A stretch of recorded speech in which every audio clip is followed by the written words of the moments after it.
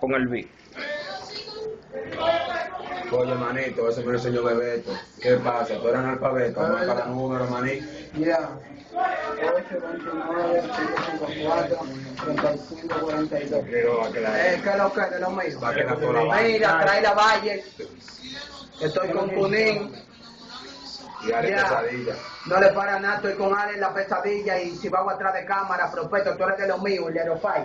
Ya. Vamos a montarle la pura, tipo tu maldita madre. Estoy quillado. Óyelo ahí. Se pasa, óyeme, se le va a dar problema. Es un freestyle. Estamos llenos de dema. Ya. Escucha. Dale. Óyelo ahí, óyelo ahí. Es un freestyle, mejor me escucha. Si te sientes sucio, date una ducha. No sale conmigo, son palomos, son muchas. No soy chelocha, pero tengo mi trucha atrás. Loco por matarte. Yo voy a agarrar mi yema como si fuera un bate. Tiene que entender que yo estoy loco de remate. Dominicano, come pan con aguacate. Y ustedes son palomos, mamá, son combate. Dicen que son guapos, raperos que son capos. Vengan todos que yo lo mato. Todito esos boque trapo. No salen conmigo, yo tengo testigos. Al lado mío Diógeno y de este lado boque chivo. Soy el bacano, por eso es que lo digo. No soy Monkey el Megadivo, pero llévate de lo que yo digo. Hago una llamada para cártame contigo. Yo soy tu amigo y te tengo de enemigo. Llaman que cuchillo para ayudar el ombligo. Me equivoqué y como quiera yo le meto. Como el Cali mete en esto tengo mi respeto.